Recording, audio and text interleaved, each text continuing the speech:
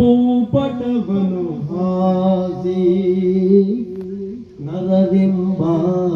ಬೊಂಬೆಗಳನ್ನು ಮಾಡಿ ಜಗವೆಂಬ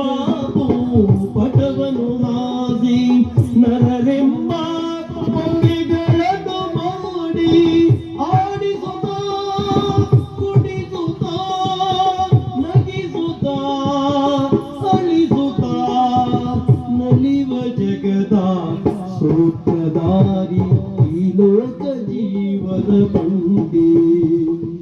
ಆ ದೇವನಿತರ ಕೊಂಡಿ ಮೇಲುಂಟು ಸಾವಿರ ತಂತಿ